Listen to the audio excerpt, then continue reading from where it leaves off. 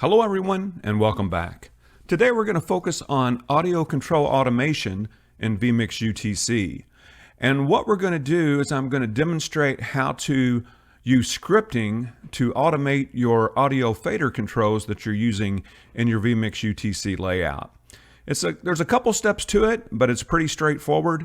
So we'll have that and so much more for you on today's episode of One Man Stream. And today what we're going to be looking at is the volume widget. And let's go ahead and just go up to the menu bar and click widget. Now we're going to focus on the volume widget. So I'm going to go ahead and click on the volume widget.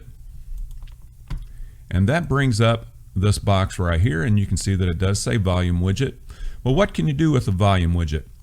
Well, there's several things that you can do. You can actually set it up as a meter so that you can view any of the different audio inputs that you might have in your vMix production. You can set it for master, or if you hit the drop down menu, you can set it for any of the buses that you have active within your vMix. Another thing that you can do is you can set it for a specific input, and by clicking on input, then you would go to anything that you have incorporated with your vMix setup, and any audio files that you might have you could include. So we're going to include this one right here. And it allows you to do a couple things. You can either set the audio readout, you can either horizontally or you can set it vertically.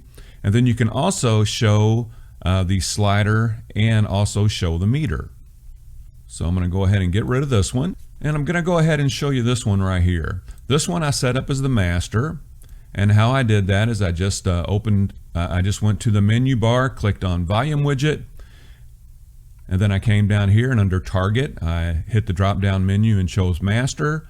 And then what I did is I set it vertically and I chose to show the slider and the meters.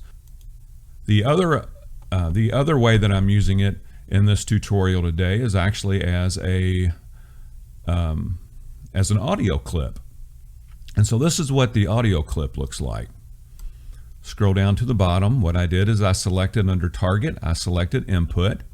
I brought in the WAV file that I already had incorporated with my vMix production. I set the style to horizontal, and I elected to show the meter and the slider. So this is what it's going to look like. When I click the play button, you can see the audio playing out right here, and you should be able to hear it as well. And then I'm just going to go ahead and stop it. Well, I need to tell you something. Within vMix, there is no stop command. Within vMix, there's three things you can do with audio. You can play it, you can pause it, and you can restart it. But there isn't really a command for stop. Well, I've got a button here that I created, and what this command does, essentially it just stops your audio, but it's doing it with two commands.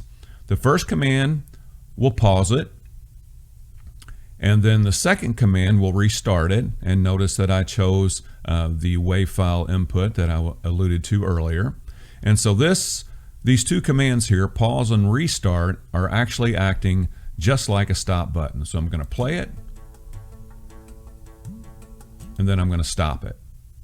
And the advantage of this is if you were just pausing it, when you hit play again, it's going to pick up where you had paused it, and it's not going to start back at the beginning of that audio clip. So I'll show you how that goes. I'm going to hit click play, and let me show you behind the scenes of the play button. It's very simple. All I did is under command I chose play, and then under input I chose our WAV file. And let's see what's going on with the pause button. So let's bring it up here. And what I'm doing is I'm using under the command line, I'm using pause, and under the input, we're using the WAV file that I showed you earlier. So you click play, and you click pause, and it pauses it. But if you click play again, it's going to pick up where you left off and not at the beginning of the clip. All right, so if you're using this in some type of a production, you probably want to have a way of fading that music. So if you have an audio file that you're using as bump music, you want to have some way of fading that music in and out. So I'm going to show you how that works. And under this fade button, the command that we're using is set volume fade.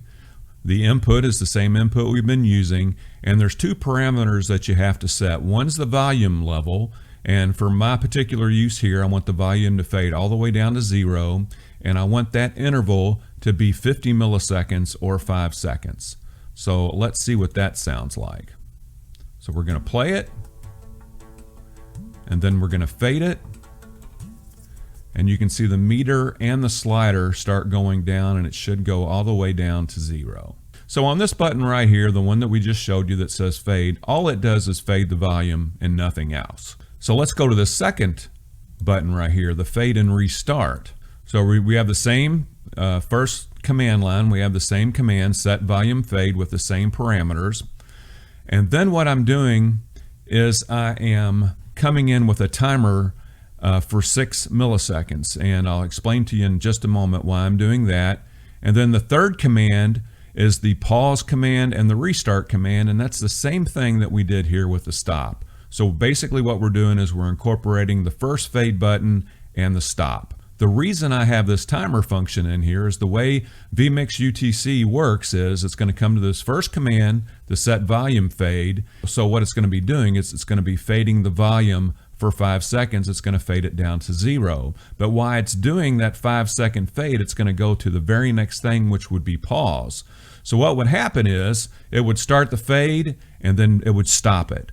So that's not what we're wanting to do. So the way that we're able to work around that is by putting a timer in here.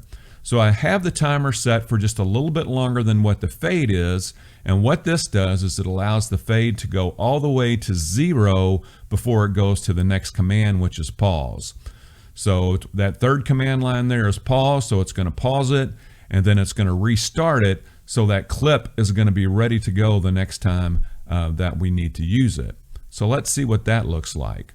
So what I'm going to have to do is set the audio level back. So I'm going to set it back to about 60%. Then I'm going to hit play. And now let's hit this fade restart button. And you can see that it's starting to fade. The volume's going down. Now it's at 0. But what's going on in the background is it's going to allow me to start that clip back at the very beginning the next time that I need to use it. So let's try it and see if that works. To reset the volume. Okay, so now we're going to hit play and see if it starts back at the beginning of that clip. And it does. So we're just going to go ahead and stop it. Now, when I have a production, I don't use this fade button and I don't use this fade restart. I'm just showing you the steps that are needed in order to get to the point that we want. And the point that we want is we want the music to fade. We want the clip to restart so that it's ready to go the next time we use it. But we also want the volume to reset so that we don't have to manually set it. So with this button right here, what I'm able to do is I'm able to do the fade, and then at the end of the fade, it's going to restart the clip, so the clip's going to be ready to go the next time we need to use it, but it's also going to reset the volume. So let's see how that works.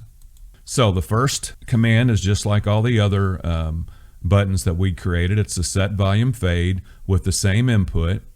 We're going to set the volume to go all the way down to 0, and we're going to fade it over the 5 seconds. We're going to bring that timer in for 6 seconds so it doesn't immediately go to the third command, which is pause, and then the fourth command, which is restart.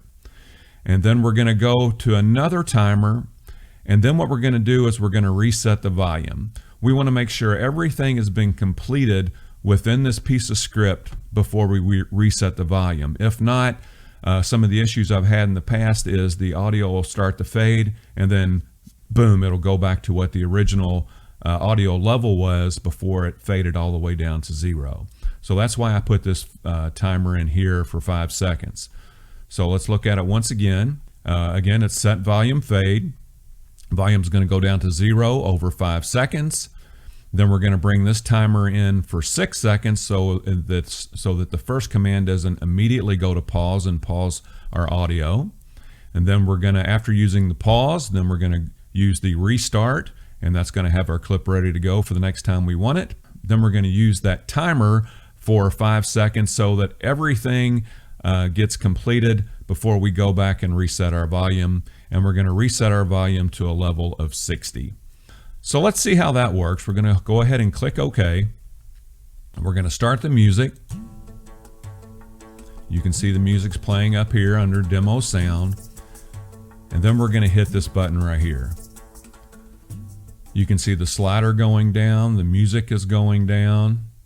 It should go down to 0, and then it should wait that 5-second period, and then it resets the volume, and that's exactly what it did. So if we hit it again, starts at the beginning of the clip. We hit this button again, it starts to fade, slider goes down to 0, and then it's going to wait a few more seconds before it resets that volume level to 60. So that's the way that I use it in my production. The other two buttons, like I said, the fade and the fade restart, was just to show you the steps and the reason why I use those commands in this button right here. And this button, the yellow button, is actually the one that I incorporate my vMix UTC production, and I normally just label it fade. All right, that's our episode 4. If you like this tutorial series, please give me a thumbs up and a like, and make sure that you do subscribe so that you'll be alerted when new videos are posted. If you would, please stop by our website. That is www.onemanstream.com. At the website now, I'm actually putting the graphics that I've created and done tutorials about in previous videos. So I hope you are enjoying this series. I'm enjoying putting these together for you, and I look forward to seeing you again soon. As always, thank you very much.